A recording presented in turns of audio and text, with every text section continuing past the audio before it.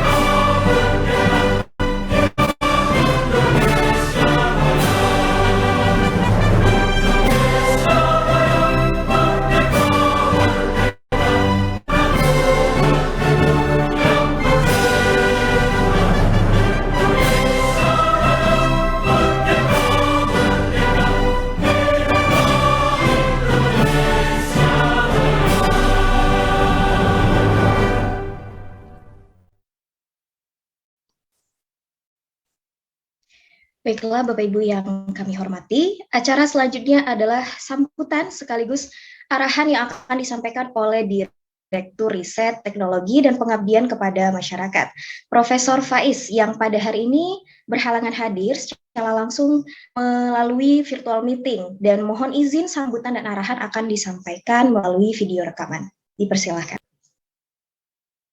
Ya, tentu pertama puja dan puji kita panjatkan senantiasa kehadirat Tuhan Yang Maha Kuasa, Allah Subhanahu wa Ta'ala, karena kita masih diberi kesehatan, diberi kesempatan, diberikan bisa berkarya, dan mudah-mudahan bisa menghasilkan hal-hal yang baik dan terbaik buat bangsa ini. Yang kedua, tentunya kita panjatkan doa kepada keluarga kita, sahabat kita, keluarga kita, yang pada hari ini tidak berkesempatan mendapatkan kesehatan, mudah-mudahan segera diberi kesehatan, Demikian pula mereka yang telah mendahului kita, mudah-mudahan berbahagia di alam sana. Ya, semangat pagi, salam sejahtera, salam sehat produktif selalu, dan jangan lupa bahagia selalu. Ya, pertama, hari ini Alhamdulillah telah kita selesaikan perangkat-perangkat kerja untuk melaksanakan kegiatan-kegiatan riset dan pengabdian kepada masyarakat di lingkungan Kementerian Pendidikan, Kebudayaan, Riset dan Teknologi, khususnya di Ditjen Diktiristek dan Ditjen Pendidikan Vokasi. Dan semoga pada hari ini kita akan dengarkan bersama panduan dan bagaimana kerangka kerja kegiatan-kegiatan riset dan pengabdian kepada masyarakat yang bisa diikuti oleh segenap dosen, segenap peneliti di lingkungan pendidikan tinggi di seluruh Indonesia. Kegiatan riset mulai tahun ini kita akan laksanakan dengan platform BIMA, ala aktivitas kegiatan riset dan pengabdian kepada masyarakat dalam satu aplikasi, dalam satu pelayanan, mulai dari berbagai informasi, bagaimana pengusulan proposal, bagaimana mereview, bagaimana memonitor hasil dan selanjutnya, dan juga bagaimana kita melihat ya produk-produk kegiatan riset dan pengabdian kepada masyarakat, yang nanti semuanya itu akan terkoneksi dengan Cinta, yang merupakan aplikasi untuk mengukur kinerja riset dan penelitian pada riset teknologi dan pengabdian kepada masyarakat pada segenap pendidikan tinggi di tanah air. Saya berharap bahwa pada acara sosialisasi ini bisa kita pahami bersama apa tugas dan kewajiban kita masing-masing dalam melaksanakan kegiatan-kegiatan riset dan pengabdian kepada masyarakat, pada rekan-rekan yang melaksanakannya, dan terutama pada kolega di kementerian, mudah-mudahan dapat memberikan pelayanan yang terbaik. Semoga sehingga apa-apa yang kita lakukan ini akan mendapatkan hasil dan manfaat yang semaksimal mungkin. Izin ini share screen, teman-teman sekalian.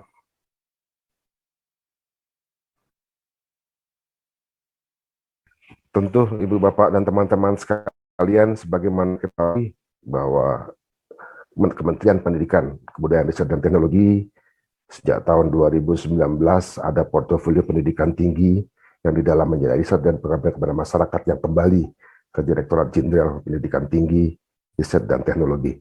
Lalu di dalamnya ada direktorat yang kita sebut dengan Direktorat Riset, Teknologi dan Pengabdian kepada Masyarakat yang secara resmi kembali ke Kementerian Pendidikan, Kebudayaan, Riset dan Teknologi dengan Permendikbud pada tahun nomor 28 tahun 2021, di mana tugas-tugas kami adalah melaksanakan perumusan pelaksanaan kebijakan di bidang riset, teknologi, pengabdian kepada masyarakat pada pendidikan tinggi akademik dan profesi yang berasal dari pendidikan akademik. Nah, untuk itu tugas kami adalah ada 3 kata kunci di situ, ada riset, ada teknologi, dan pengabdian kepada masyarakat. Dengan kaidah-kaidah tadi, apa yang akan kami lakukan? Yang pertama, terkait dengan riset, kita harus pahami salah satu tema pendidikan tinggi, tugas penting pendidikan tinggi adalah melakukan riset. Riset, atau dengan banyak istilah yang selama ini kita gunakan, ada penelitian, ada rekayasa, ada kajian. Secara umum, pemahaman riset itu adalah eksplorasi. Bagaimana kita mengenali fenomena, bagaimana kita memahami fakta. Jadi menggali data, fenomena yang belum ada, mungkin tersembunyi, untuk dikonfirmasikan menjadi ada, benar atau salah, berdasarkan fakta empiris. Nah, sehingga kata kunci dari riset itu adalah empirical evidence. Kita harus melakukan eksplorasi. Dan stakeholder pelaksananya adalah dosen, ada mahasiswa, ada tenaga kependidikan yang ada di setiap kampus di tanah air ini. Dan untuk itu, tolak ukur riset harus kita lakukan dengan baik, dengan terukur, sehingga ini akan menjadi feedback bagi kita untuk merencanakan lebih jauh. Sejauh ini, tolak ukur riset adalah menghasilkan ilmu pengetahuan, knowledge. Knowledge ini dituangkan dalam apa? Bagaimana menjelaskan knowledge yang kita dapatkan dalam kegiatan riset. Memang selama ini tolak ukur utamanya adalah publikasi ilmiah. Sehingga publikasi ilmiah adalah tolak ukur bagaimana output dari riset dilakukan.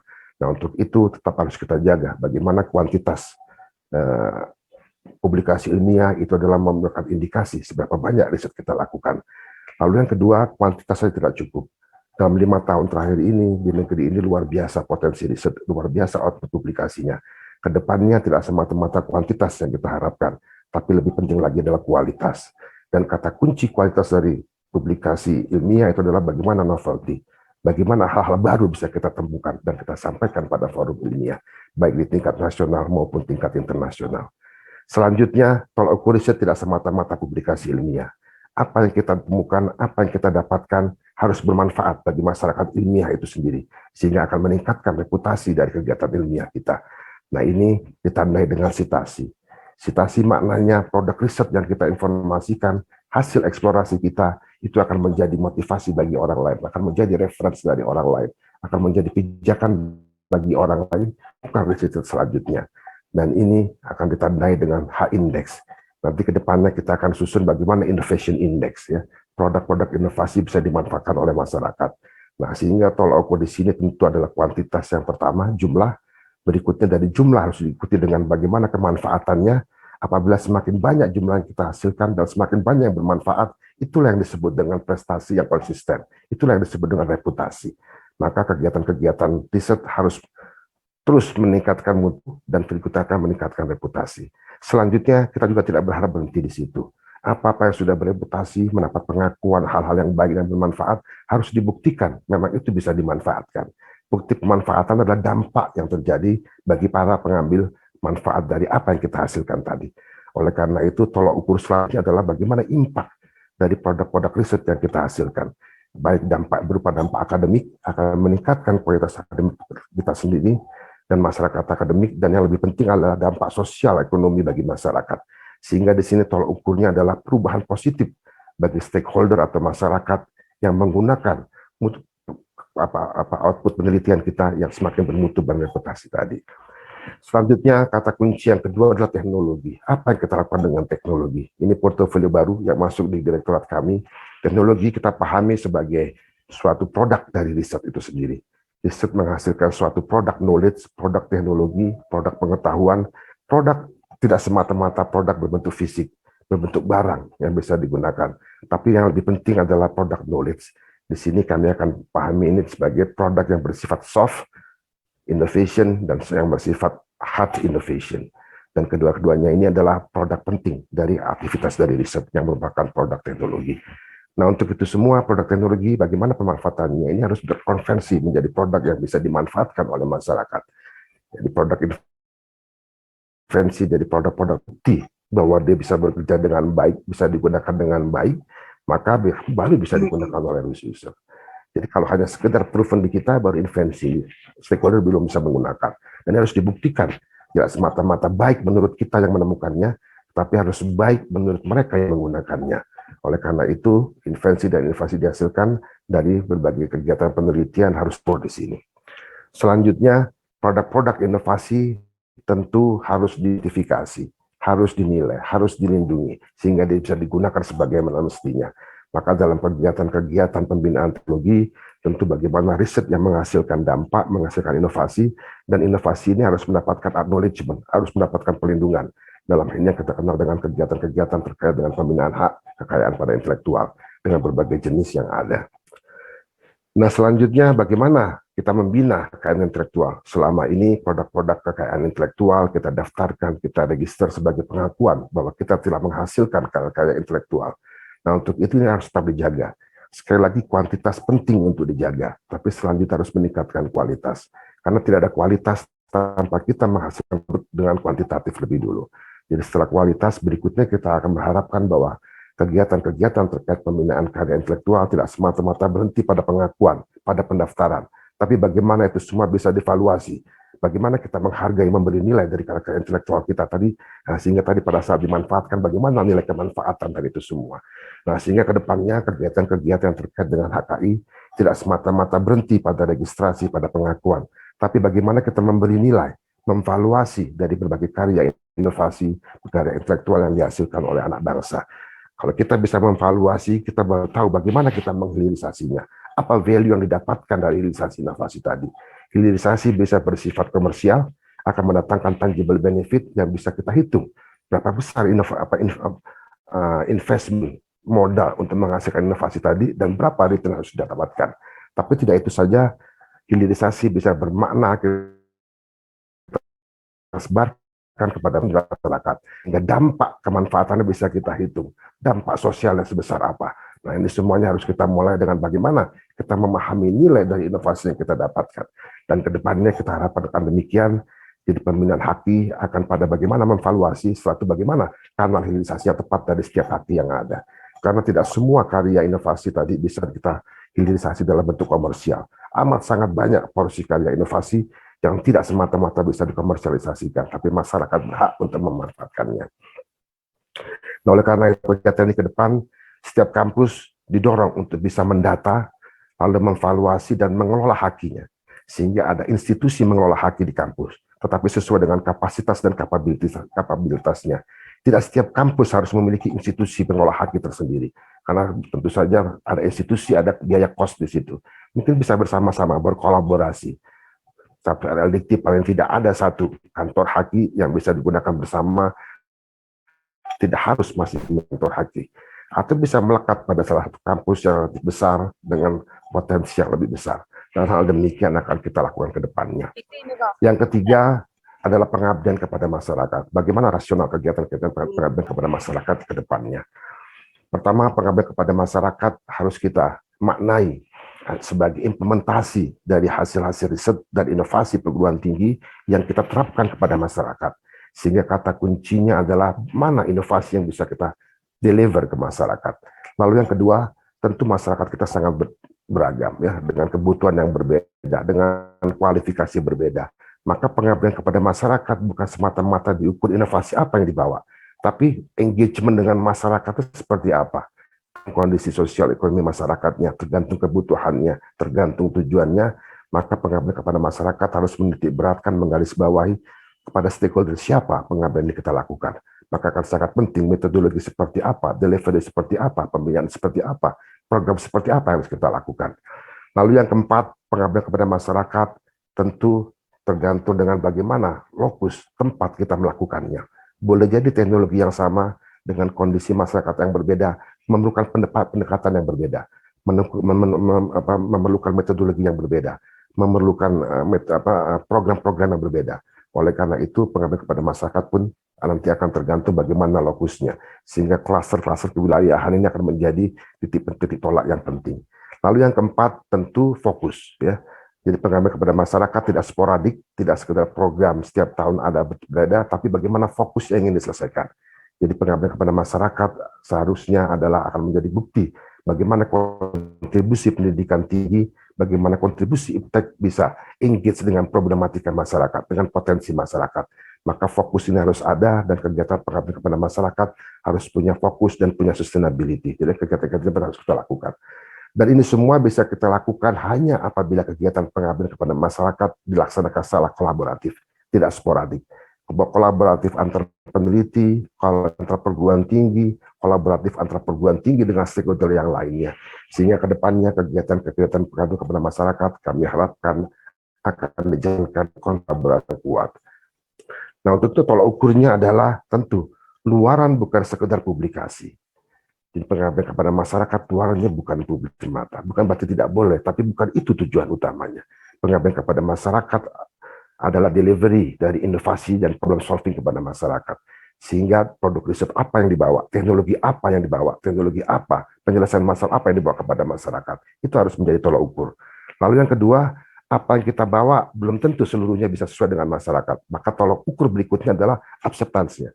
Bagaimana masyarakat bisa menerima, bisa menggunakan, bisa engage dengan apa-apa yang kita bawa kepada mereka.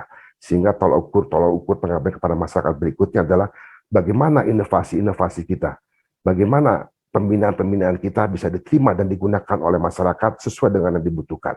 Tentu ini sangat terkait dengan konteks-konteks MBKM, dengan matching activity dan sebagainya. Lalu yang ketiga, harapan kita tidak berhenti di situ. Masyarakat engage mau menggunakan, tapi kita harus bisa mengukur dengan menggunakan apa-apa yang kita bawa dari kampus, seberapa besar impact yang bisa dihasilkan oleh masyarakat. Impact diukur dari apa? Seberapa banyak manfaat perubahan-perubahan sosial yang bisa terjadi pada masyarakat. Nah, harapan kita kegiatan-kegiatan pengabdian kepada masyarakat ke depan akan kita ukur dengan hal-hal yang demikian. Selanjutnya, kalau kita lihat resource yang kita miliki, perguruan tinggi di Indonesia sangat banyak. Ya. Ini data terakhir dari Pendikti tahun 2022, dan ini semalam kita lihat lagi di Sinta, yang terverifikasi di Sinta. Saat ini kita memiliki pendidikan tinggi di bawah Kementerian Dikbud Ristek Dikti 3.084 total. di mana di dalamnya 2.157 pendidikan tinggi akademik dan 927 pendidikan tinggi vokasi. Dan ini ada yang sudah terverifikasi sampai tadi malam di Sinta. Dan di antaranya kalau kami di Dikti, kita memiliki 2.157, di dalamnya ada 76 perguruan tinggi negeri dan 2.081 swasta. Di dalamnya tadi ada kualifikasi 21 PTNBH dan seterusnya dan seterusnya. Tentu ini kualifikasinya berbeda ya. Nah, untuk itu akreditasi pun berbeda-beda ya. Untuk yang di Dikti kita dapatkan 81 berakreditasi unggul atau A, 640 berakreditasi B atau baik sekali, 798 berakreditasi C atau baik, dan ternyata 638 belum terakreditasi. Dan tentu ini dengan kualifikasi yang berbeda, tidak bisa kita kompetisikan dalam konteks yang sama. Tidak bisa kita bina dengan pembinaan konsep yang sama. Tentu harus kita bina sesuai dengan kualifikasinya, sesuai dengan kondisinya, sesuai dengan potensinya.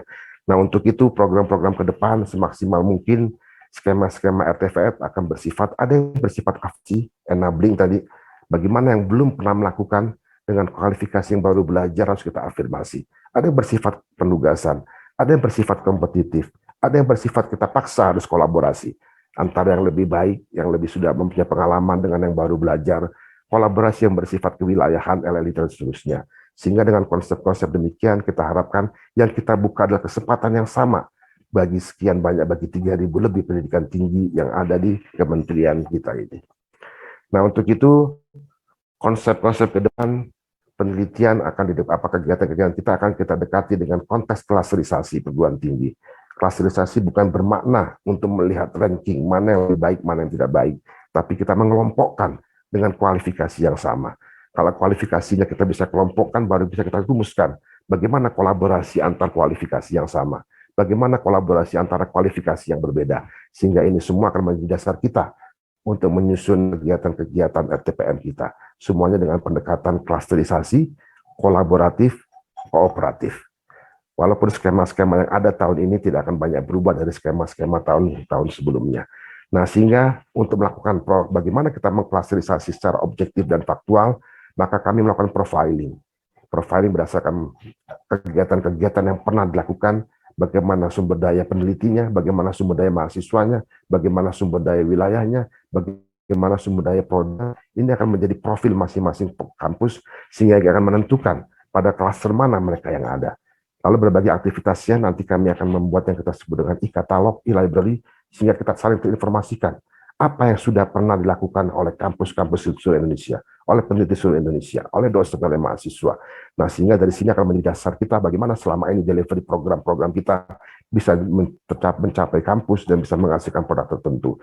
Dan ini tentunya semua akan menjadi dasar kita untuk bagaimana kita menyempurnakan, merencanakan program-program selanjutnya. Nah, dengan tolok ukur ini, maka kita akan melakukan program ke depan. Sehingga apa yang kita lakukan ke depannya, pertama, tentu prioritas kegiatan kita, pertama, membangun sistem informasi yang terpadu, membangun sistem informasi yang faktual, membangun sistem informasi yang reliable, sehingga ini menjadi dasar kita yang objektif, yang tepat untuk menyusun program-program ke depan. Nah, sehingga yang pertama, kami akan membangun yang kita sebut dengan sistem informasi dan manajemen pengetahuan, penelitian, dan pengabdian kepada masyarakat, di mana bersifat kolaboratif, sehingga partisipatif, sehingga sistem ini kita bangun dari kampus, masing-masing kampus harus mempunyai standar sistem informasi yang sama, lalu LLDikti terlibat di dalamnya, hingga kita ke kementerian, sehingga satu data partisipatif bisa kita bangun bersama. Dan untuk itu, selama ini kita sudah mempunyai berbagai aplikasi, berbagai platform data yang ternyata tidak terkoneksi satu sama lain, masing-masing melakukan hal yang sama, ada offline seterusnya. Kedepannya ini semua akan kita sederhanakan menjadi sistem yang saling terintegrasi. Kita paling tidak kedepannya kita akan memiliki 4 platform sistem informasi yang saling terkait satu sama lain. Nanti ada Bima yang merupakan sistem yang untuk kegiatan manajemen bisnis dan proses kegiatan-kegiatan yang ada di direktorat kami. Lalu ada Sinta, itu adalah mengukur bagaimana indeks kinerja dari afiliasi maupun dari dosen. Lalu di situ ada e-katalog yang selama ini ada di Garuda, ada di Rama dan sebagainya. Itu melakukan e-library yang akan mengumpulkan berbagai output kegiatan riset, baik itu publikasi, baik itu karya ilmiah, baik itu karya inovasi dan sebagainya. Lalu ada platform jurnal untuk bagaimana quality control dan kualifikasi atau quality assurance dari jurnal. Nah, sini semua data akan terintegrasi dan interkoneksi bersifat partisipatif dari mulai dosen, kampus, hingga kementerian terhubung satu sama lain, satu data, satu entry, ya. Lalu sinkron, ini akan real time. Saat ini Sinta dengan Bima insya Allah sudah real time, bisa diisi kapan saja, tidak perlu waktu bulan-bulan tertentu untuk mengisinya, ya. Lalu juga di situ akan end-to-end proses akan melayani di situ. Dan ini semua akan terkoneksi dengan sistem yang ada di kementerian. Kita punya data di PDDikti yang merupakan data sumber daya perguruan tinggi, ada data output di pengabdian, di pengajaran, dan sebagainya. Sehingga data-data yang ada di satu sistem sudah terisi di situ, tidak perlu diisi berulang-ulang, tapi saling terkoneksi bersama lain. Dan ini sudah kita mulai, tahun ini kita berjalan dengan Sinta dan Bima, dan e-katalog sedang berjalan, akan kita mulai tahun ini, dan mudah-mudahan ini bisa kita lakukan bersama atas partisipasi kita semua. Nah, selanjutnya kegiatan penelitian akan bersifat, tadi kan pendekatan klasterisasi, matching idea, matching activity, matching fund, ya, klasterisasi perguruan tinggi untuk mengidentifikasi sekali lagi, tidak untuk menunjukkan perankingan, lalu mengukur kinerja dan mengelompokkan perguruan tinggi akan dapat berkolaborasi dalam kegiatan-kegiatan yang memang relevan dengan perguruan tinggi yang bersangkutan. Lalu yang ketiga, tujuan meningkatkan kolaborasi untuk mengatasi keterbatasan. Kadang-kadang dana terbatas, tapi kalau dia hanya dilakukan oleh individu-individu, tentu tidak akan bisa terkoneksi dengan individu yang lain, dengan kampus yang lain. Sehingga dengan klasterisasi bisa kita bangun program-program untuk kolaborasi antar klaster, antar dan seterusnya. Lalu yang keempat, tujuannya itu meningkatkan distribusi, terutama distribusi kesempatan, untuk mendapatkan kesempatan, untuk membuat kesempatan bersama. Nah, kira-kira seperti ini konsepnya. Dengan klasterisasi, nanti kita akan membangun trajektori riset untuk masing-masing fokus, masing-masing tema, sehingga nanti akan terjadi yang kita sebut dengan fokus of excellence. Tadi bisa mengisi puzzle-puzzle dari trajektori riset masing-masing. Dan masing-masing akan seperti ini, misalnya untuk bidang fokus tertentu, bidang pangan, PTN BH mana saja di atasnya, PTN utama di mana, PTN Maja di mana. Nanti bersama-sama menyusun kerangka riset seperti apa harus dilakukan, funding apa yang ada, dari Kementerian Dikbud ada apa, nanti dari BIN ada apa, dari LPDP ada apa. Ini kita kemas bersama. Walaupun tugas kita masing-masing, tetapi tentunya cuma dalam kerangka besar kolaborasi untuk membangun bangsa ini.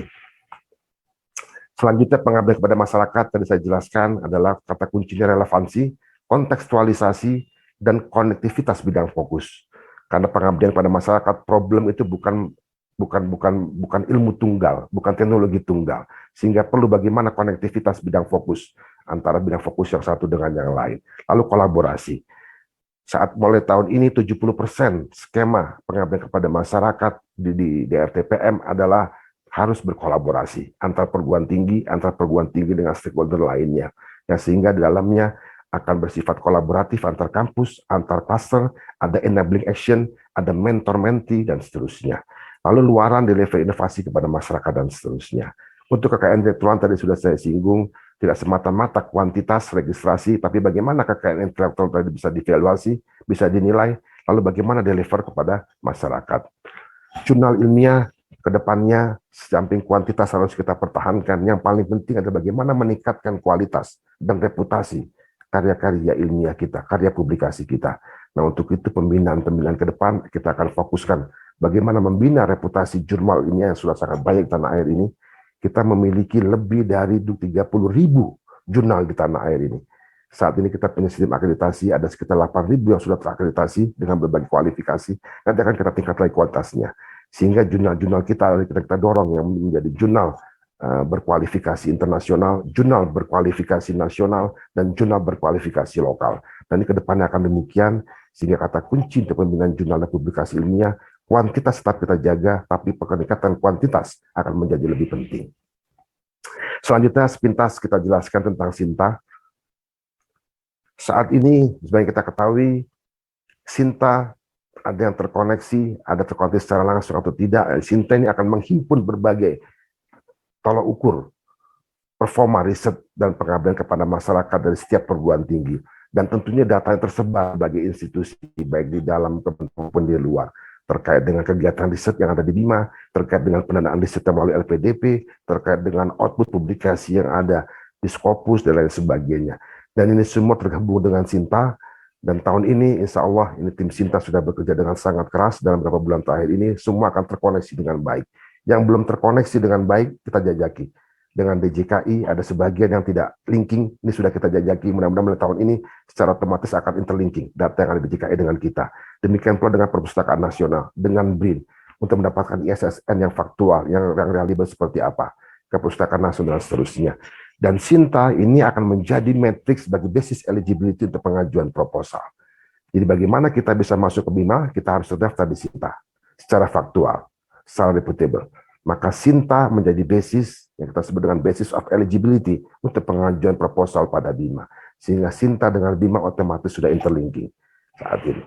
Ini untuk diperhatikan sehingga orang tidak terdaftar di Sinta tidak akan masuk ke BIMA. Dan Sinta basisnya adalah PDDikti. Jadi orang yang terdaftar di PDDikti tidak bisa masuk ke Sinta. Yang terdaftar di Sinta tidak bisa masuk ke BIMA. Sehingga terkoreksi seperti itu. Saya kira itu yang bisa saya sampaikan sebagai paparan umum konsep BIMA dan Sinta yang akan kita mulai berjalan mulai hari ini. Dan setiap saat informasi bisa dilihat langsung pada laman BIMA.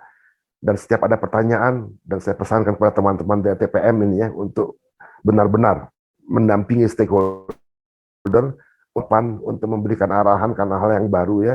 Jadi untuk melayani dan akan dibuat nanti hal secara terstruktur dari mulai operator di perguruan tinggi, di LLDikti hingga operator di BIMA. Saya kira itu apa yang bisa saya sampaikan. Mudah-mudahan bermanfaat. Mohon maaf apabila hal yang kurang berkenan. Sekali lagi salam sehat produktif, salam semangat dan jangan lupa bahagia selalu. Demikian, terima kasih.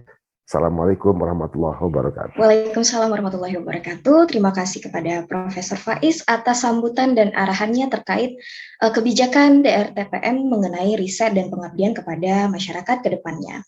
Baiklah Bapak Ibu, sebagaimana jadwal kegiatan yang kami sampaikan, pada sesi ini akan diisi oleh 3 materi. Pertama, penjelasan terkait substansi skema tata cara proposal dan juga program penelitiannya. Kemudian materi yang kedua, penjelasan terkait substansi skema tata cara penulisan proposal dan ketentuan penggunaan anggaran pada program pengabdian. Dan yang terakhir adalah penjelasan mengenai mekanisme pengusulan proposal melalui laman BIMA. Baik, setelah paparan 3 materi, nanti akan dibuka sesi diskusi dan tanya jawab dengan durasi waktu lebih kurang 60 menit dan kami informasikan untuk memudahkan tanya jawab nanti dimohon untuk melakukan rename dan daripada akun Zoom Bapak Ibu dengan format nama disertai dengan unit kerja atau asal perguruan tinggi.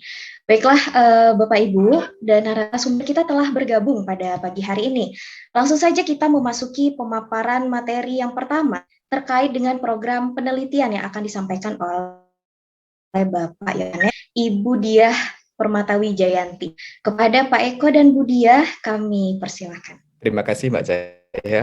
Yang saya hormati Pak Direktur DRTPM, Bapak Ibu dari DRTPM, kemudian juga Bapak Ibu narasumber yang lain, Bapak Ibu semua yang hadir dalam acara pada pagi hari ini. Pada ini saya akan ditemani oleh Prof. Diah Permata untuk menyampaikan program-program penelitian yang akan dijalankan di tahun 2023. Kita tahu bahwa semua yang ada yang akan kita sampaikan nanti sudah ada di buku panduan, yaitu di panduan penelitian dan pengabdian kepada masyarakat yang sudah diunggah di BIMA. Dan juga bagi LPPM, kemudian universitas-universitas, LLDikti, ada juga panduan pengelolaan penelitian dan pengabdian kepada masyarakat. Kedua-duanya sudah ada di website BIMA. Silahkan untuk mengunduh 2 panduan ini langsung dari website BIMA, karena kita tahu bahwa ada beberapa versi yang sebelum rilis sudah beredar dan ada beberapa sedikit perubahan. Kemudian untuk selanjutnya, bagaimana tahapan penelitian ini dijalankan? Penelitian dijalankan mulai dari pengumuman. Saat ini sudah ada pengumuman untuk pembukaan proposal penelitian, kemudian ada pengusulan, di mana pada tahun ini skema yang dilaksanakan secara umum adalah kompetitif nasional. Kita tidak akan mengadakan DUPT, PTUPT, dan program desentralisasi, tetapi semuanya disatukan dalam skema kompetitif nasional. Kemudian dari proposal yang sudah masuk, kemudian akan ada penyeleksian dan atau penunjukan di mana seleksi ini dibagi menjadi 3 bagian, yaitu seleksi administrasi, seleksi substansi, kemudian jika diperlukan akan ada site visit dan pembahasan. Sedangkan penetapan nanti akan dilakukan oleh tim di RTPM untuk menetapkan judul-judul yang didanai berdasarkan hasil seleksi di atas. Dan kemudian setelah kontrak, kemudian penelitian akan dijalankan oleh Bapak Ibu semuanya, dan kemudian di tengah perjalanan penelitian akan ada pemantauan, yaitu MONEF internal, MONEF eksternal. Kalau MONEF internal itu akan dilakukan oleh universitas masing-masing, tetapi kemudian kami dari RTPM juga akan mengadakan MONEF eksternal. Dan jika penelitian tadi dilaksanakan untuk multi tahun, maka akan ada evaluasi keberlanjutan. Apakah penelitian Bapak Ibu akan dilanjutkan di tahun sesudah tahun berikutnya atau tidak. Kita juga sudah tahu bahwa beberapa hari yang lalu tim di RTPM juga sudah mengumumkan penelitian yang berhak untuk dilanjutkan kembali di tahun 2023 untuk skema multi tahun. Dan bagi Bapak Ibu yang masih belum beruntung untuk dilanjutkan penelitiannya, jika masih eligible, kemudian jika masih mempunyai slot untuk mengajukan kembali, diharapkan untuk mengajukan proposal kembali di saat ini. Kemudian di akhir tahun akan ada pelaporan, di mana pelaporan ini ada pelaporan kemajuan, yaitu laporan antara, kemudian diakhiri dengan laporan akhir tahun, dan nanti diakhiri juga dengan penilaian hasil. Dan sekali lagi, jika kemudian penelitiannya adalah penelitian multi tahun, maka akan dipastikan penelitian Bapak Ibu akan dilanjutkan ke tahun sesudahnya atau tidak. Nah, untuk bagaimana dengan skema-skema penelitian dan sebetulnya juga tema-tema penelitian yang akan diprioritaskan di tahun 2023 ini. Dalam slide ini kita juga bisa melihat bersama-sama apa saja tema-tema besar yang akan diharapkan menjadi proposal dari Bapak Ibu semuanya. Ada green economy, blue economy, kemudian ada digital technology, kemandirian kesehatan, pariwisata, dan ini kemudian diturunkan lebih detail lagi menjadi beberapa bidang fokus penelitian. Nah, saya tidak akan bicara panjang lebar tentang tema-tema penelitian ini, tetapi saya akan ke detail praktis bagaimana ketentuan penggunaan anggaran program penelitian. Kita semua tahu bahwa program penelitian kita, terutama yang melalui DRTPM, itu skema pembiayaannya mengacu pada Peraturan Menteri Keuangan tentang standar biaya keluaran. Nah, standar biaya keluaran ini nanti kita mengacu pada riset pembinaan, riset dasar, riset terapan, riset pengembangan, kajian aktual strategis, di mana besaran yang tertera pada SPK adalah plafon atas. Jadi kita tidak bisa mengajukan pendanaan di atas plafon atas yang tertera di SPK ini. Kemudian sedangkan untuk bagaimana penjabaran rencana anggaran biaya penelitian, kita harus mengikuti standar biaya masukan. Nah, SPK dan SPM ini dikeluarkan dengan Peraturan Menteri Keuangan untuk tahun anggaran berjalan. Jadi nanti Bapak Ibu silahkan mengacu pada SPK dan SPM untuk tahun 2023. Nah, kemudian bagaimana kita menjustifikasi rencana anggaran biaya untuk penelitian tadi? RAB dibuat berdasarkan kebutuhan penelitian sesuai dengan karakteristik, kategori, skema, dan bidang fokus penelitian tersebut. Dan RAB tadi itu harus memuat apa saja: komponen belanja bahan, pengumpulan data, analisis data, sewa peralatan, pelaporan, luaran wajib, dan luaran tambahan. Jadi Bapak Ibu semuanya, nanti juga akan kita ulang-ulang kembali bahwa ketika Bapak Ibu menentukan rencana anggaran biaya, itu yang pertama harus mengacu pada SBK, di mana detailnya mengacu pada SBM, tetapi yang juga penting adalah bagaimana RAB tadi disesuaikan dengan proposal yang Bapak Ibu tulis.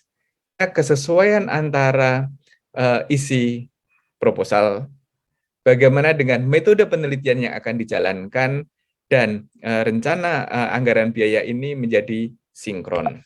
Nah, kemudian bagaimana dengan ketentuan umum program penelitian itu sendiri?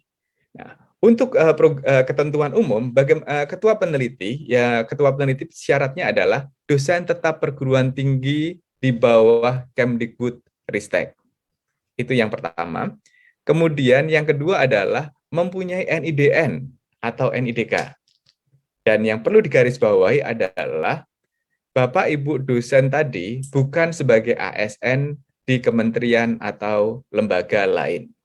Jadi hibah di RTPM hanya berlaku untuk dosen tetap perguruan tinggi di bawah Kemdikbud-Ristek yang mempunyai NIDN atau NIDK. Bagaimana dengan anggota penelitinya? Anggota penelitinya, anggota pertama itu wajib dosen yang mempunyai NIDN atau NIDK seperti ketentuan di atas, tetapi anggota yang lain itu bisa mahasiswa yang memiliki nomor induk mahasiswa dan atau masyarakat umum yang memiliki nomor identitas, baik itu NIK maupun paspor. Nah, anggota peneliti ini bisa berasal dari dalam maupun luar negeri. Kemudian untuk usulan nanti bisa disubmit melalui portal Bima dan harus mendapatkan persetujuan dari LPPM atau lembaga sejenis di universitas Bapak Ibu semuanya. Jadi kemudian nanti proposal diunggah melalui Bima, kemudian langkah keduanya adalah setelah submit, LPPM akan menentukan apakah disetujui atau tidak.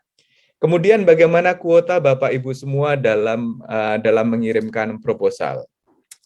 Untuk tahun 2023, setiap dosen dapat mengusulkan satu usulan penelitian sebagai ketua dan satu sebagai anggota. Ada ketentuan tambahan, yaitu selama tidak menjadi ketua atau anggota pada penelitian berjalan. Jadi Bapak Ibu hanya mempunyai satu kuota sebagai ketua dan sebagai satu anggota. Nah, kemudian bagaimana pendanaannya juga demikian. Pendanaannya maksimal satu sebagai ketua dan satu sebagai anggota, atau dua sebagai anggota. Jadi Bapak Ibu bisa ikut dalam dua program penelitian yang dibiayai oleh DRTPM. Khusus untuk penelitian fundamental konsorsium, ketua pengusul dapat mengajukan satu usulan lain sebagai ketua.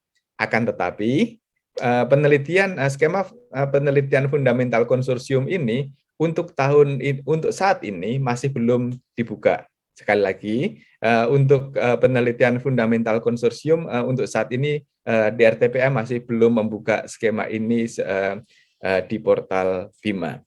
Khusus untuk penelitian pasar sarjana, pengusul dapat mengajukan paling banyak 5 usulan, baik sebagai ketua maupun sebagai anggota, dan ini tidak termasuk ketentuan di poin-poin sebelumnya. Jadi kuota satu sebagai ketua dan satu sebagai anggota tadi tidak berlaku untuk penelitian pasca sarjana. Sebagai supervisor, sebagai pembimbing dari program mahasiswa pasca sarjana, Bapak Ibu bisa mengirimkan 5 lagi proposal penelitian. Akan tetapi nanti di RTPM hanya akan memberikan maksimal 2 jika itu memenuhi syarat, jika proposal yang dituliskan juga memenuhi ketentuan penilaian. Nah, untuk masing-masing Bapak Ibu baik sebagai ketua maupun sebagai anggota. Bisa satu sebagai ketua, bisa satu sebagai anggota, atau dua-duanya sebagai anggota. Nah, nanti akan dijelaskan lebih lanjut oleh Bu Diah dalam skema dalam masing-masing skema penelitian. Kemudian untuk persyaratan, kemudian luaran, kemudian kekhasan dari masing-masing skema ini.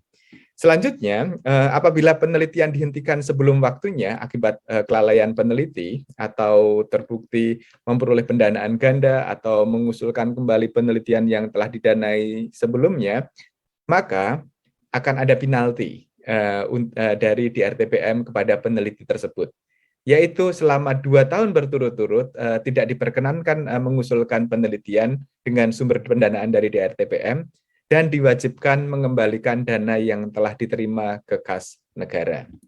Nah, kemudian bagaimana dengan ketentuan umum program penelitian itu sendiri? Siapa saja yang terlibat?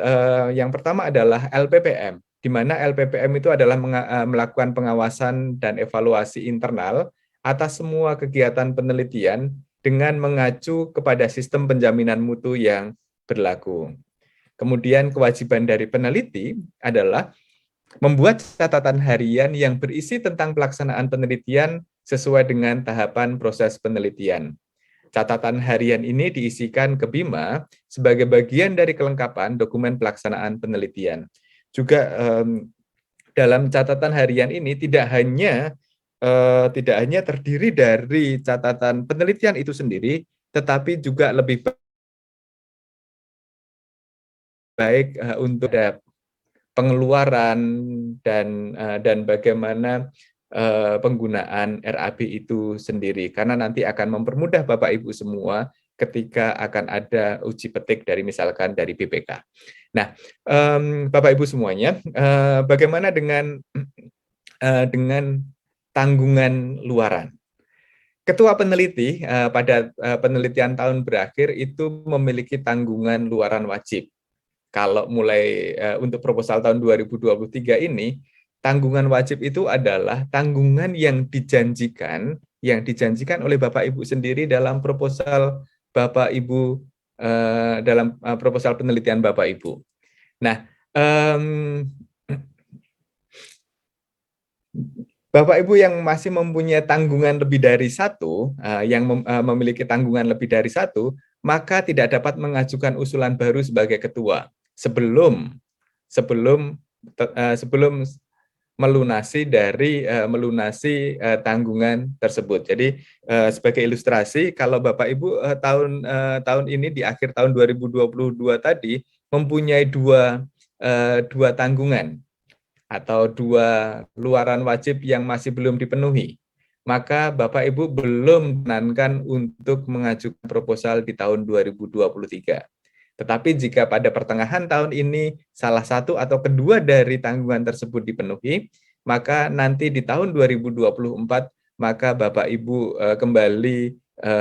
kembali eligible untuk mengajukan kembali penelitian yang didanai oleh DRTPM. Kemudian sekali lagi bagaimana dengan dana? Jawaban dana mengacu pada SBK, standar biaya keluaran, dan SBM, standar biaya masukan, tahun anggaran yang berlaku, yang ditetapkan oleh Menteri Keuangan.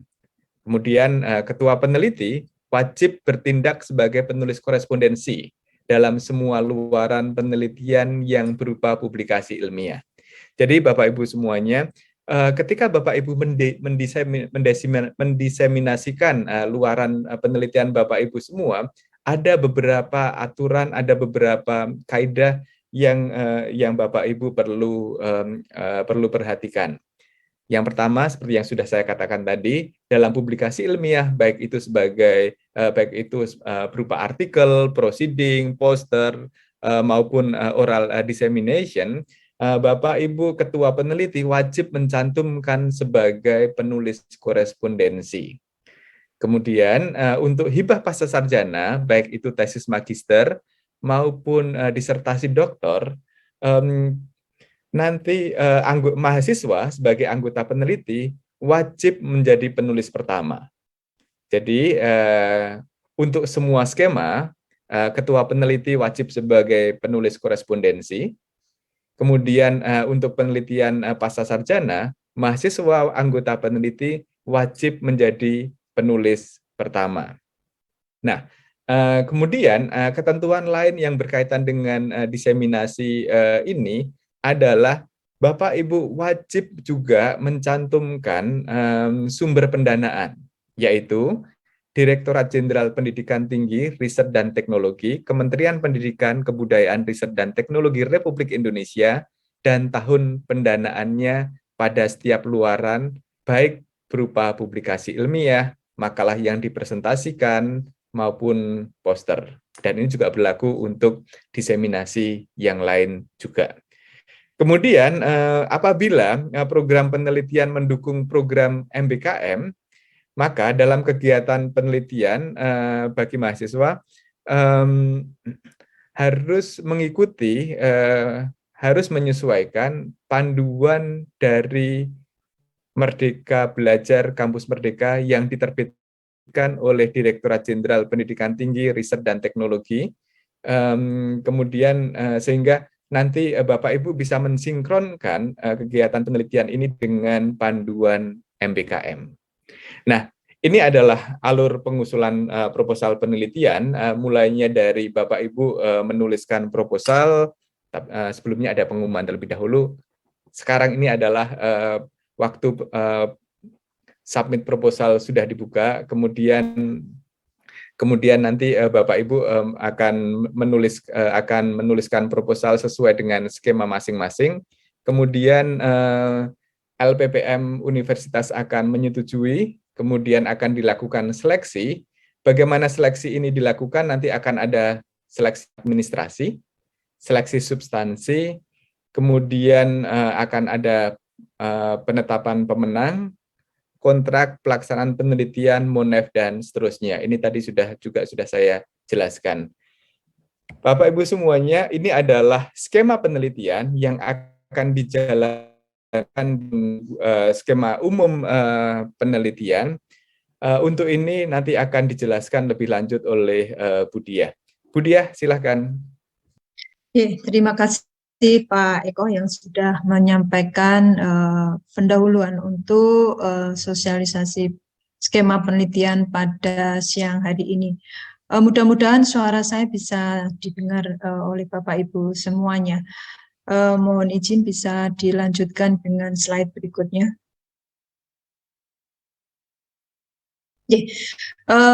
Untuk skema penelitian kali ini kita akan pertama-tama menyampaikan tentang skema penelitian dasar. Jadi untuk penelitian dasar kali ini Bapak Ibu sebetulnya tersedia beberapa skema, yaitu kalau menurut skema dari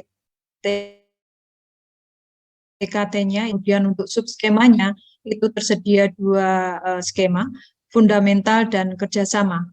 Untuk fundamental tersedia skema reguler dan konsorsium oleh Pak Eko. Skema konsorsium kali ini belum dibuka, mudah-mudahan pada kesempatan lain nanti dapat dibuka dan Bapak Ibu semua dapat mencoba untuk mengajukan. Sedangkan untuk skema kerjasama juga dibuka 2 subskema, yaitu dalam negeri dan luar negeri. Namun untuk pembiayaan pada tahun 2023 ini yang akan dapat Bapak Ibu ikuti, ya kedua-duanya sebetulnya dapat diikuti, namun panduan ini lebih dikhususkan untuk kerjasama dalam negeri seperti itu. Sedangkan untuk yang luar negeri, Bapak Ibu dipersilakan untuk mengikuti panduan yang telah tersedia, karena saat ini tidak ada lagi model penelitian kerjasama seperti yang sebelumnya, yang dulu mungkin namanya adalah KLN. Tapi saat ini yang tersedia adalah seperti Asia dan NBO dan seterusnya yang sudah dibuka dan Bapak Ibu dapat mulai mengajukan proposalnya. Sedangkan penjelasan untuk masing-masing subskema, yaitu untuk fundamental, pada prinsipnya itu untuk menghasilkan prinsip dasar dari teknologi, formulasi konsep, dan atau aplikasi teknologi hingga pembuktian konsep. Bapak Ibu dapat mengajukan penelitian ini selama 2-3 tahun. Dan yang paling penting, persyaratan pengusul adalah ketua minimal lektor dengan sintas core of role minimal 150 untuk bidang saintek dan 50 untuk soshum dan seni.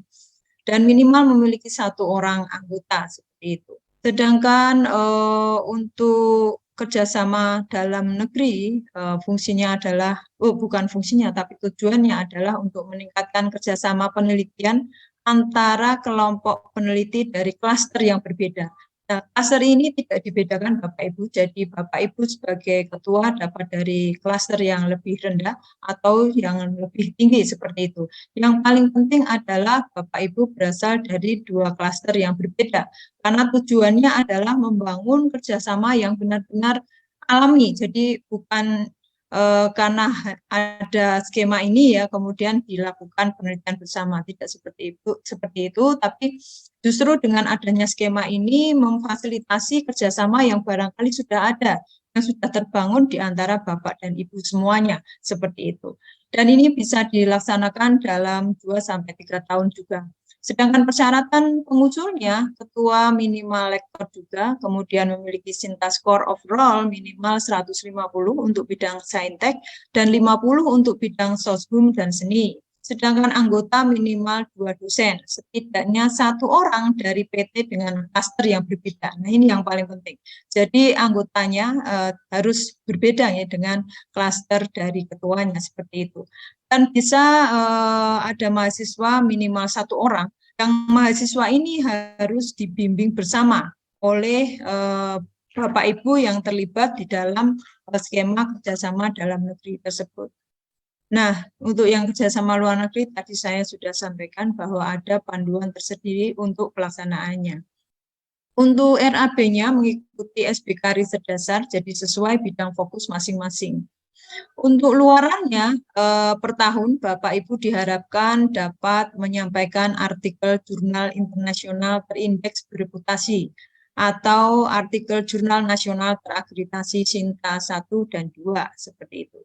Atau buku penelitian ISBN. Sedangkan pada tahun terakhir diharapkan Bapak dan Ibu dapat menyampaikan paten sederhana, policy brief, naskah akademik karya monumental, kemudian juga semacam policy brief mungkin seperti itu, semacam paten juga seperti itu, dan hak cipta yang relevan dengan fokus penelitian Bapak Ibu masing-masing. Nah, sedangkan untuk skema penelitian dasar yang lain, ini adalah pasca sarjana, tadi sudah disampaikan juga oleh Pak Eko, Bapak dan Ibu dapat mengajukan 5 proposal seperti itu, namun yang akan dibiayai hanya 2. Memang tujuannya untuk meningkatkan kualitas lulusan pasca sarjana, jadi harapannya dengan mendapatkan bantuan penelitian, maka kualitas penelitian dari mahasiswa pasca sarjana kita itu akan menjadi lebih baik.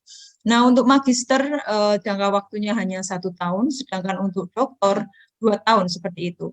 Pengajuan ini dilakukan oleh promotor atau dosen, jadi bukan oleh mahasiswanya, karena yang memiliki akses untuk bisa mengajukan penelitian adalah promotornya seperti itu. Jadi syaratan pengusul, yaitu dalam hal ini adalah pembimbing atau promotor tadi, adalah minimal lektor memiliki SINTA score overall minimal 150 dari kelompok saintek dan 50 dari soshum dan seni. Sedangkan anggota dosen pembimbing pembantu jika ada, itu bisa ya yang setidak-tidaknya harus bisa menggantikan kalau terjadi sesuatu yang bisa menimpa, bukan menimpa, tapi bisa mengenai ketua peneliti seperti itu. Dan tentu saja ada 1 mahasiswa magister dan juga 1 mahasiswa doktor jika itu untuk kualitas untuk lulusan pasca sarjana yang doktor seperti itu. Sedangkan SBK-nya mengikuti SBK riset dasar yang maksimal 30 juta dan SBK riset dasar untuk mahasiswa doktor itu 60 juta. Ini jumlah yang alhamdulillah, terima kasih seperti itu. Saya kira bisa memberikan semangat ya, untuk mahasiswa doktor maupun mahasiswa magister. Sedangkan luarannya artikel jurnal internasional bereputasi atau artikel jurnal internasional atau artikel jurnal nasional terakreditasi SINTA 1-4 itu untuk mahasiswa magister. Sedangkan untuk mahasiswa doktor perbedaannya yaitu pada jurnal nasional SINTA terakreditasi SINTA kalau tadi bisa 1-4 karena mahasiswa doktor ya seharusnya 1-2 seperti itu. Ya, skema berikutnya adalah untuk dosen pemula. Nah, ini dosen pemula diberikan kesempatan untuk bisa melakukan penelitian guna meningkatkan kemampuan dalam melaksanakan penelitiannya. Dan ini diberikan monotahun 1 tahun saja, begitu. Syaratannya agak sedikit mohon diperhatikan Bapak Ibu. Jadi maksimal lektor dengan angka kredit 200. Jadi kalau angka kredit lektor ini lebih dari 200, maka Bapak Ibu disegiogiakan untuk pindah ke skema yang lebih lebih advance istilahnya seperti itu. Dari perguruan tinggi dengan klaster madya, pratama, binaan dan memiliki yang paling penting tidak usah memiliki skor SINTA. Kalau memiliki lebih bagus ya, tapi yang penting Bapak Ibu itu memiliki ID SINTA seperti itu. Sedangkan anggotanya 1-2 orang dosen dan hanya diizinkan mengajukan seperti ini maksimal 2 kali sebagai ketua. Jadi ini istilahnya kawah candra di mukanya itu 2 kali saja. Setelah itu disegiogiakan Bapak Ibu bisa pindah ke skim yang lebih tinggi seperti itu. Sedangkan untuk RAP-nya mengikuti SBK riset pembinaan atau kapasitas dengan maksimal pendanaan 20 juta. Untuk luarannya, kalau bisa sampai ke jurnal internasional bereputasi atau jurnal internasional tentu alhamdulillah. Namun Bapak Ibu juga diizinkan untuk menyampaikan publikasi di jurnal nasional terakreditasi SINTA 1-6. Untuk yang berikutnya, skema terakhir dari skema penelitian dasar ini adalah kajian kebijakan strategis. Ya, tujuannya untuk membantu pemerintah dalam merumuskan kebijakan strategis dalam rangka memecahkan masalah-masalah publik. Biasanya hanya 1 tahun, kemudian ketuanya minimal berpendidikan magister dan kompetensinya sesuai topik kajian yang diajukan. Anggotanya bisa 2-5 orang. Namun demikian, kajian kebijakan strategis ini biasanya dilakukan top down semacam itu sehingga tidak dibuka secara langsung. Sedangkan SPK-nya mengikuti kajian aktual strategis dengan luaran berupa policy brief, rekomendasi kebijakan, atau model kebijakan strategis terhadap suatu permasalahan yang tadi ditugaskan kepada para peneliti. Oke, terima kasih. Mungkin untuk slide yang berikutnya dipersilakan.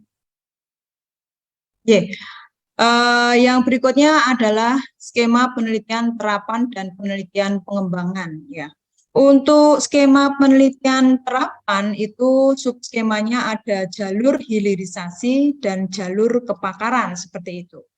Nah ini menarik, tujuannya adalah untuk namanya juga hilirisasi, yaitu lanjutan penelitian dasar dengan luaran prototipe atau karya monumental atau naskah kebijakan.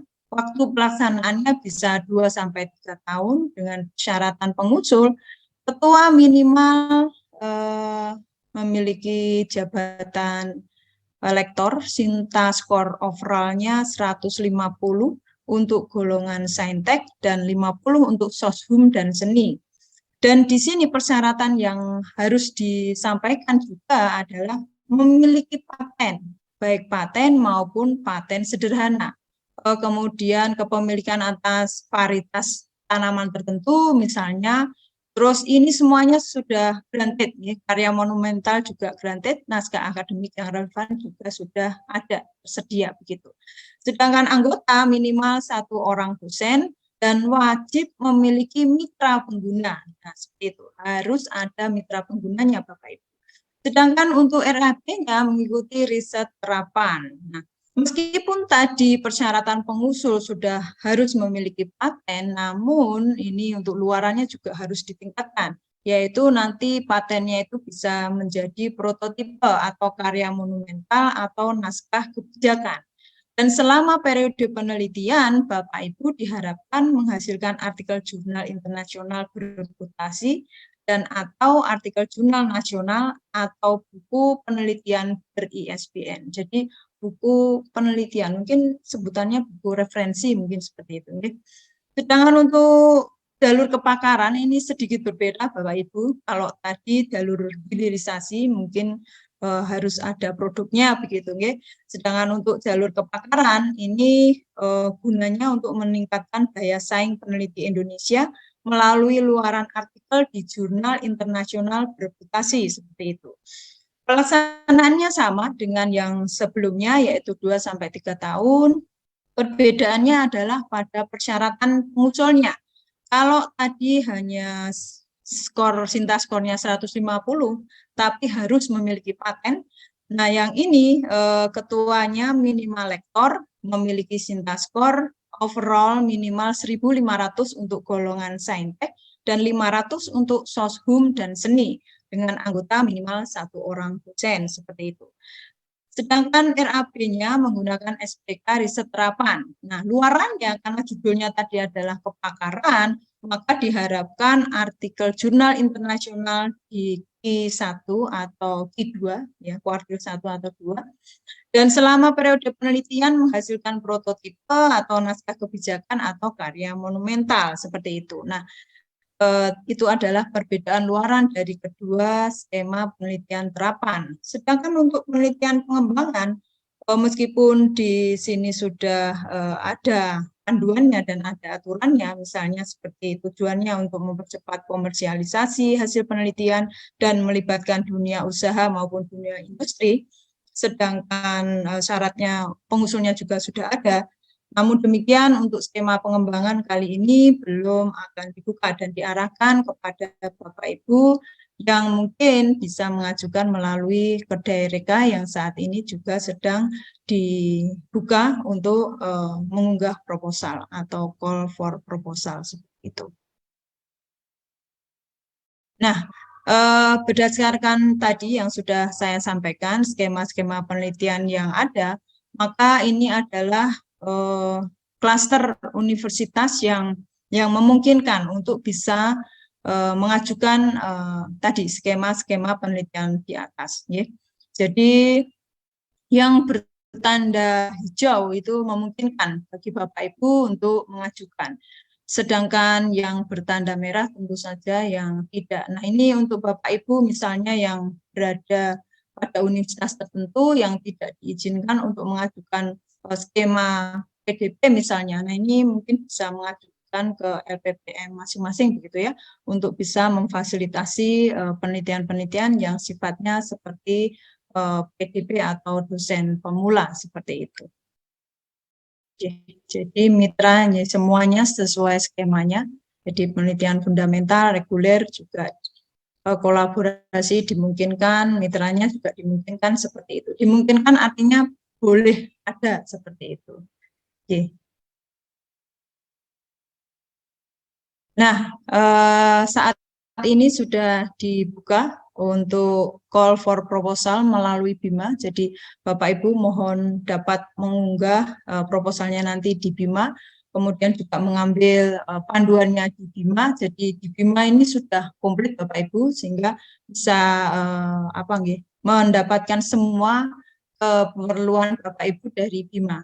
Nah, kalau ada yang mengalami kesulitan juga, saya kira saya pernah melihat beberapa penjelasan melalui YouTube dan itu bisa dimanfaatkan untuk kepentingan Bapak Ibu semua guna mengunggah proposal pada kesempatan kali ini. Skema yang dibuka seperti yang tertera dalam slide di sini. Saya mungkin kembalikan ke Pak Eko untuk yang berikutnya. Terima kasih Pak Eko. Baik. Terima kasih Bu Diah. Bapak Ibu semuanya, kami akan melanjutkan sedikit paparan tentang bagaimana menuliskan proposal penelitian begitu ya. Sebentar, saya akan share screen. Apakah sudah terlihat? Harusnya sudah. Nah, di sini kami akan mencoba bagaimana menuliskan proposal penelitian yang diharapkan. Bukan bermaksud menggurui Bapak Ibu semua untuk menuliskan proposal, karena kami tahu bahwa Bapak Ibu sudah sangat ahli dalam melakukan penelitian, juga dalam menuliskan proposal. Tetapi mungkin ini berguna bagi Bapak Ibu yang masih dalam tahap awal sebagai peneliti. Saya lihat juga dalam pertanyaan-pertanyaan itu banyak sekali yang ingin mengajukan PDP, begitu ya, dosen pemula. Jadi mungkin kita bisa dengan mendengarkan bagaimana menuliskan proposal ini bisa memberikan inspirasi bagaimana sih menuliskan proposal yang baik, begitu. Nah, bagaimana apa yang harus kita lakukan ketika kita ingin menuliskan proposal? Tentu Bapak Ibu harus membaca banyak literatur terlebih dahulu. Kenapa? Karena selain bisa memberikan ide-ide penelitian baru, kemudian Bapak Ibu juga bisa tahu penelitian yang Bapak Ibu ingin lakukan itu sudah ada di mana, begitu. Nanti saya akan kembali lagi untuk membahas ini. Kemudian pilihlah jurnal atau artikel yang tepat untuk dibaca. Kenapa? Karena yang kita baca itu menentukan apa yang akan muncul dalam kepala kita, begitu. Jadi kalau yang kita baca jurnal-jurnal yang berkualitas tinggi, maka biasanya ide-ide yang muncul pun juga ide-ide yang lebih baik. Dan kemudian ketika menuliskan proposal, tulislah dengan jelas, ringkas, lengkap, dan urutannya logis, gitu. Jadi dalam template yang sudah diberikan oleh DRTPM, kami juga sudah memberikan rambu-rambu apa saja sih yang harus ditulis dalam masing-masing bagian proposal tersebut. Kemudian ketika mendeskripsikan sesuatu, deskripsikanlah yang seakurat mungkin dan jangan terbelit-belit dalam menulis. Dan kemudian pasti Bapak Ibu akan membutuhkan referensi. Jadi tulislah referensi yang relevan dan diperlukan saja, gitu. Jadi tidak harus semua referensi itu, tidak harus semua ditulis, tetapi jangan pula meninggalkan referensi yang penting. Jika Bapak Ibu ingin menambahkan gambar atau tabel, cantumkan yang relevan. Gunakan satuan ejaan standar yang konsisten, kemudian jangan cek lagi, gitu ya. Karena seringkali banyak typo, seringkali banyak kata yang salah eja, dan seterusnya.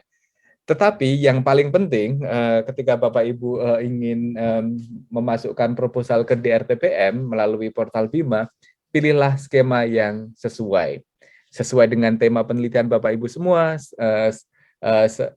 sesuai dengan latar belakang Bapak Ibu, kemudian dan juga sesuai dengan TKT atau tingkat kesiapan teknologi dari penelitian Bapak Ibu yang ingin diajukan dalam proposal tersebut. Kemudian bagaimana menemukan tema penelitiannya? Pasti apa sih ya, apakah ada yang baru, begitu. Kemudian yang kedua, poin yang kedua ini penting bagi kita karena pendanaan DRTPM ini didanai oleh negara, maka apa relevansinya untuk Indonesia, untuk kemajuan bangsa ini? Kemudian apa hasil yang diharapkan?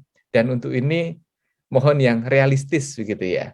Kemudian ketersediaan sumber daya itu tadi misalkan yang pertama plafon pendanaan. Kita tahu melalui SPK kita sudah tahu plafon pendanaan untuk masing-masing skema, kemudian juga masing-masing bidang ilmu. Sumber daya ini juga tim Bapak Ibu semuanya, apakah mempunyai ekspertis yang cukup? Yang ketiga adalah apakah sarana prasarana yang diperlukan itu tersedia? Karena jika salah satu dari 3 aspek penting tadi tidak terpenuhi, maka penelitian yang akan diajukan akan besar kemungkinannya untuk tidak dapat dilaksanakan dengan baik. Kemudian kerangka waktu, kemudian yang paling penting ketika menuliskan proposal, kenapa sih harus Anda yang dibiayai? Kenapa bukan orang lain saja, gitu ya, untuk tema penelitian yang mirip.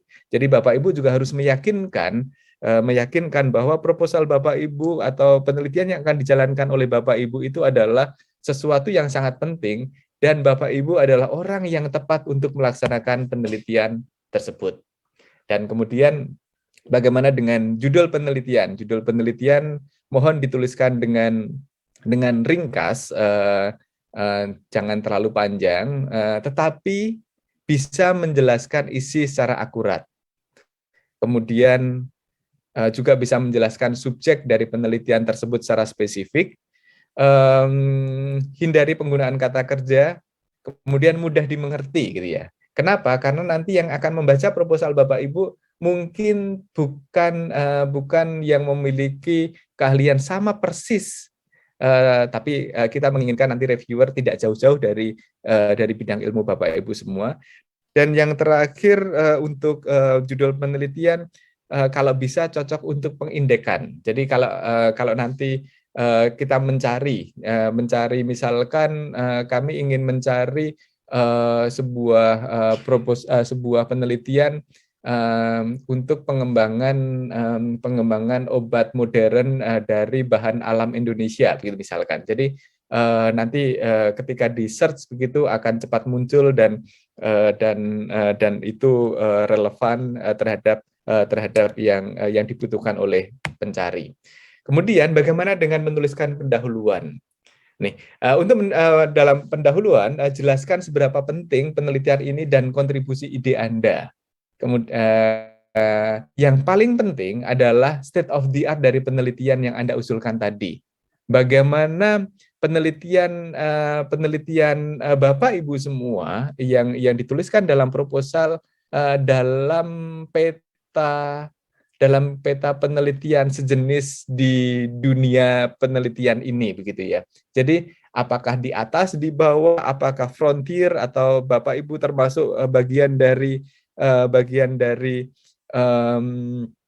yang memulai penelitian ini, atau kemudian sebetulnya ini penelitian sudah lama tetapi Bapak Ibu kemudian memberikan sesuatu yang baru, begitu.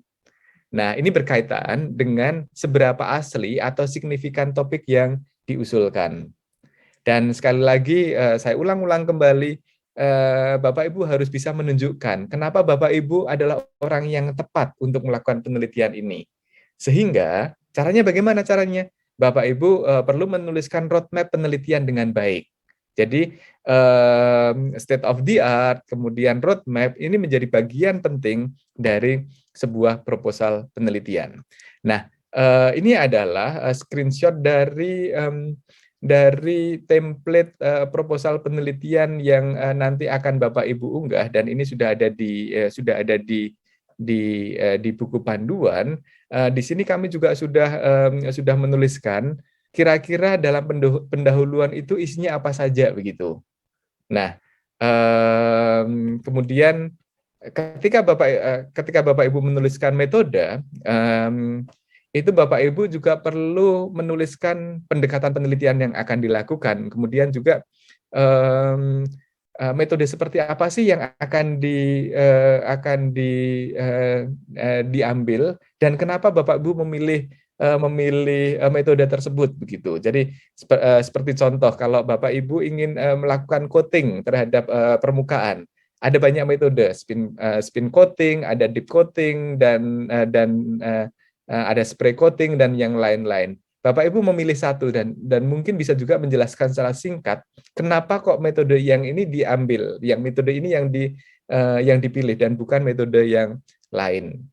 Kemudian tuliskan juga secara sistematis langkah kerja yang akan dilakukan.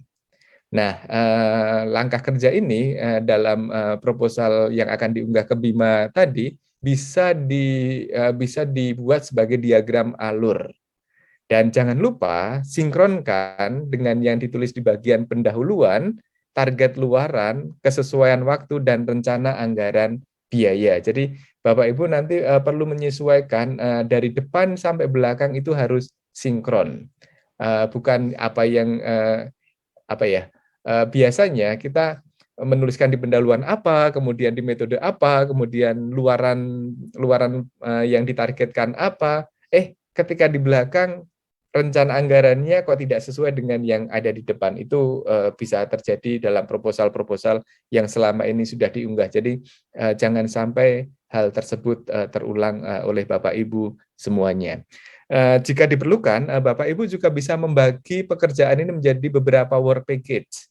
Work package ini nanti akan membantu Bapak Ibu semua untuk mempermudah pengelolaan penelitian. Misalkan work package 1 ini nanti PIC-nya siapa, kemudian work package 2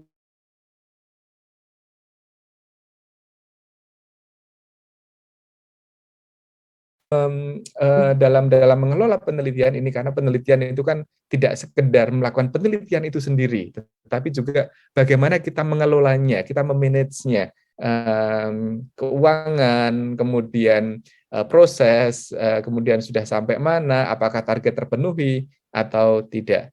Dengan pembagian menjadi beberapa work package ini, sekiranya akan membantu Bapak Ibu dalam mengelola penelitian Bapak Ibu semuanya. Nah, ini adalah template untuk metode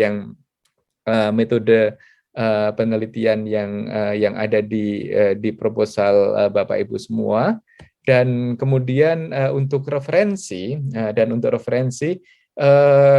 mohon menuliskan referensi menggunakan format Vancouver dan gunakan referensi yang relevan dan diperlukan saja. Jadi Bapak Ibu tidak perlu mencari referensi yang tidak diperlukan. Nah, ini adalah matriks penilaian. Bu Diah akan menjelaskan dengan lebih detail bagaimana rekam jejak Bapak Ibu, kemudian juga proposal Bapak Ibu semua nanti dinilai oleh tim penilai, sehingga nanti kira-kira mana kami bisa menentukan mana proposal yang lebih berkualitas atau tidak. Dan untuk tahun ini kami sangat berharap bahwa kami bisa mendapatkan proposal-proposal yang berkualitas dari sisi konten. Oleh karena itu nanti Bu Diah juga akan menjelaskan bahwa untuk penilaian administratif tahun ini tidak akan mendapatkan porsi yang signifikan sebagai komponen penilaian. Bu Diah, monggo silahkan. Terima kasih Pak Eko. Ya sebetulnya bisa diburung semua ini oleh Pak Eko nih, tapi izinkan saya melanjutkan apa yang sudah disampaikan Pak Eko tadi. Jadi sebetulnya dengan menggunakan tabel seperti ini, Bapak Ibu nanti bisa mengira-ira kira-kira proposal saya ini akan lolos atau tidak, sebetulnya seperti itu. Jadi ini nanti bisa menjadi semacam rambu-rambu apakah proposal Bapak Ibu nanti dapat lolos dan didanai seperti itu. Jadi kriteria penilaian yang pertama adalah rekam jejak yang relevan seperti itu. Jadi ketika Bapak Ibu mengajukan suatu tema penelitian, sebenarnya memang seperti yang tadi sudah disampaikan oleh Pak Eko, bahwa sebaiknya tema tersebut sesuai bidang kompetensi dari Bapak Ibu. Dengan begitu rekam jejak Bapak Ibu itu akan jelas dan terlihat dengan baik di dalam penulisan di dalam proposal tersebut. Dengan begitu, Bapak Ibu akan mendapatkan bobot penilaian yang lebih besar, sesuai dengan atau mendekati sempurna seperti yang tertulis dalam tabel ini. Gitu. Misalnya untuk ajuan penelitian dasar, misalnya 5% dan kemudian untuk terapan 10%, sedangkan pengembangan 15% dengan masing-masing skor seperti yang terlihat di sini. Misalnya kalau tidak begitu kelihatan, ya katakanlah dulu misalnya tidak ada Bapak Ibu tidak memiliki publikasi yang sesuai dengan usulan tema penelitian yang diajukan, tentu saja itu akan memberikan bobot penilaian yang kurang, ya misalnya jadi skornya 0 atau menjadi 1 sehingga tidak maksimal, misalnya seperti itu. Nah, kalau misalnya itu sesuai, tentu saja Bapak Ibu akan mendapatkan nilai yang baik, ya, yang tinggi dan sesuai dengan skor di sini.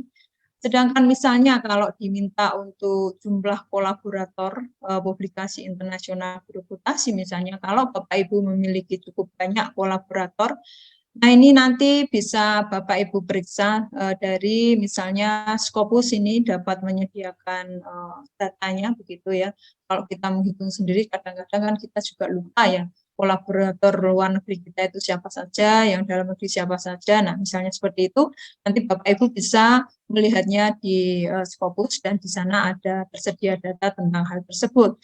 Nah, dengan memiliki kolaborator yang sesuai, tentu saja skornya akan menjadi lebih tinggi dan memaksimalkan kemungkinan proposal Bapak Ibu dapat didanai.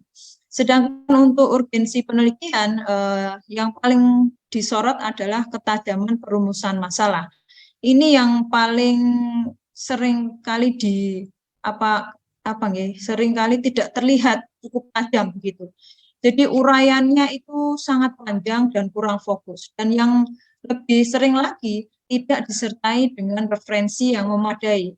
Padahal yang namanya perumusan masalah, kita menyatakan di sana ada masalah, seharusnya disertai dengan referensi yang kuat, bahwa faktanya itu faktual, dan datanya itu jelas seperti itu. Dengan begitu, di mana penelitian kita ini akan berada dan menjawab permasalahan yang seperti apa, itu akan terlihat dengan jelas. Nah, kalau bisa tajam seperti itu, tentu saja ajuan proposal Bapak Ibu akan bernilai tinggi dan dapat didanai nantinya. Sedangkan upaya-upaya untuk pendekatan pemecahan masalah itu juga harus sesuai dengan ajuan permasalahan yang disampaikan. Seringkali kadang-kadang dibaca proposal itu kok kelihatannya tidak ada masalah ya, terus masalahnya seolah-olah dicari-cari misalnya. Nah, kalau terlihat seperti itu maka tentu saja nilai bagaimana pendekatan masalahnya menjadi tidak ideal ya, sehingga tentu saja hasilnya tidak akan maksimal dalam penyekoran penilaiannya. Dan yang penting lagi adalah state of art dan kebaruan. Nah, ini juga pentingnya tadi membaca referensi ya. Dengan begitu kita mengetahui status penelitian kita sendiri itu ada di mana, dan dengan demikian kebaruan yang kita ajukan dari proposal kita akan terlihat seperti itu. Kalau kita tidak cukup memahami sebetulnya apa yang terjadi dalam dunia atau tema penelitian kita, tentu saja state of art-nya itu tidak akan menonjol dan kebaruannya tidak akan terlihat. Dengan begitu kemungkinan untuk bisa didanai menjadi lebih kecil. Untuk akurasi peta jalan, nah ini yang sangat penting karena seringkali roadmap itu disajikan agak bercampur baur, bercampur dengan bagan penelitian atau bagan alir penelitian atau tahap-tahap penelitian, nah seperti itu. Kalau seperti itu tentu saja akan membingungkan karena sebetulnya apa sih yang sudah dikerjakan oleh peneliti ini yang bisa mendukung upaya penelitian yang diajukan kali ini misalnya. Sehingga kalau roadmap ya Bapak Ibu harus jelas pentahapannya itu bagaimana, yang sudah dicapai seperti apa, dan mendukung dalam bentuk apa yang nantinya bisa membantu pelaksanaan penelitiannya dan mencapai luaran-luarannya seperti itu. Nah, kalau tidak ada tentu saja nilainya rendah, dan kalau roadmap-nya tidak jelas atau kurang mencerminkan bagaimana penelitian itu akan dilakukan dan tahapannya seperti apa, dan selama ini sudah didukung oleh fakta yang bagaimana yang tentu saja merupakan kompetensi dari pengusulnya tadi, tentu saja nilainya juga rendah, skornya akan rendah. Nah, kalau sudah jelas pentahapannya baik, sesuai dengan rekam jejak penelitinya dan data atau fakta yang sudah pernah dihasilkan oleh penelitinya, tentu saja ini skornya akan lebih tinggi seperti itu. Oke, mungkin slide berikutnya. Oke, untuk metode, tentu saja akurasi metode itu sangat penting untuk penelitian dasar itu menjadi tinggi nilainya, karena namanya penelitian dasar harus ada pembuktian konsep misalnya seperti itu. Nah, ini harus ditempuh melalui metode yang benar sehingga bobotnya menjadi lebih besar daripada penelitian terapan maupun pengembangan seperti itu. Dan metode ini tentu saja harus akurat ya. Kalau tidak akurat tentu saja tanyakan apakah metodenya ini dapat menjawab pertanyaan penelitian dan akhirnya nanti bisa menghasilkan data seperti yang diharapkan seperti itu. Dan bagus lagi kalau juga pembagian tugas dari tim peneliti ini juga jelas. Nah, ini bobotnya 5%. Ya. Nah, ini diusahakan ada semua ya Bapak Ibu. Jadi siapa bertugas melakukan apa ini harusnya jelas seperti itu. Demikian juga untuk kesesuaian metode dengan waktu, luaran, dan fasilitas. Ya ini memang kadang-kadang agak susah ya. Saya memahami juga fasilitas ini sering menjadi kendala.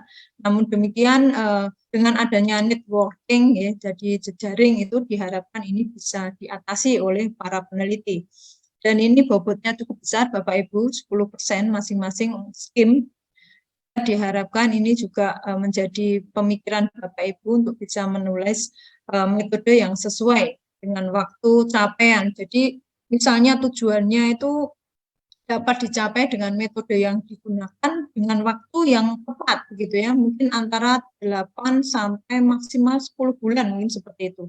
Kalau itu terlalu banyak tujuannya misalnya dan kemudian waktunya tidak sesuai sehingga akhirnya tidak tercapai rangkaian pelaksanaan penelitian, tentu saja ini juga tidak bagus. Jadi upayakan agar metodenya itu mencerminkan juga rangkaian atau tahapan penelitian yang dapat dicapai dengan waktu tersebut, seperti itu.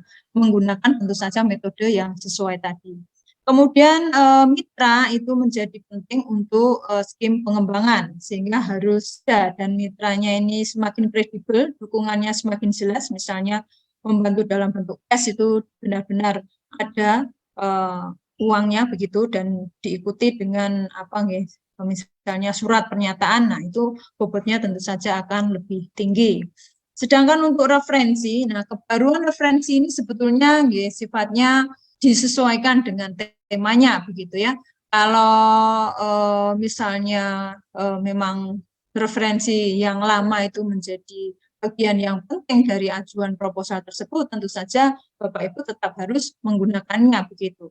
Namun diupayakan memang referensi itu yang baru, masalahnya mungkin kalau bidang yang Bapak Ibu pilih ini termasuk yang cepat perkembangannya, tentu saja akan menjadi ketinggalan kalau misalnya referensi yang digunakan oleh Bapak Ibu itu sudah out of date misalnya, seperti itu. Sedangkan untuk relevansi dan kualitas referensi itu menjadi masalah, bukan menjadi masalah, tapi menjadi bobot yang besar ya untuk skim penelitian dasar.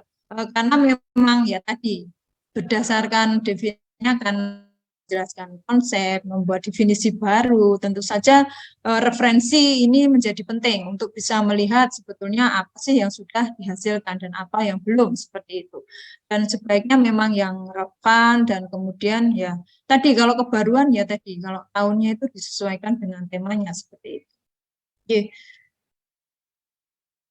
Ya, mungkin ini adalah skema dari indikator penilaian proposal penelitian secara administratif begitu ya. Jadi ini adalah komponen yang dinilai untuk skema penelitian dasar.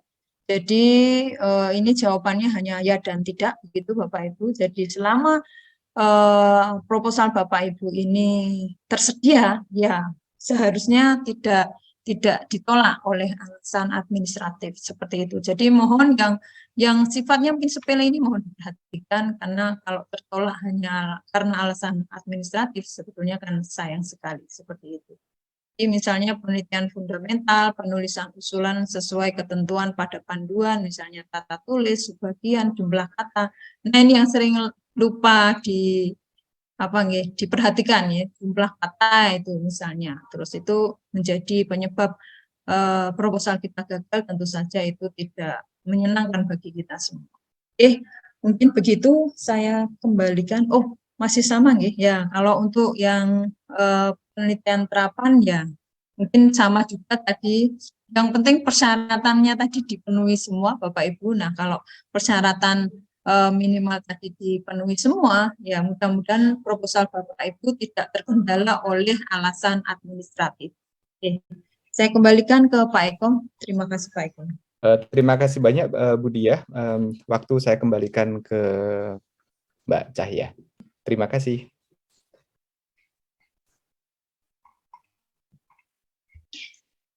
Oke, Terima kasih banyak kami sampaikan kepada Pak Eko dan Bu Dia atas materi yang telah disampaikan terkait struktur panduan, proposal, dan pengajuan biaya, Bapak Ibu. Perlu kami informasikan bahwa paparan materi hari ini dapat Bapak Ibu saksikan kembali melalui kanal YouTube Ditjen Diktiristek atau dapat dibaca secara lengkapnya panduan penelitian pengabdian itu melalui laman BIMA. Dan kami persilakan juga Bapak Ibu untuk membuka kembali kolom Q&A barangkali ada pertanyaan yang sama yang akan Bapak Ibu ajukan. Seperti itu. Mohon izin kita lanjutkan ke materi yang kedua, yakni penjelasan mengenai program pengabdian kepada masyarakat.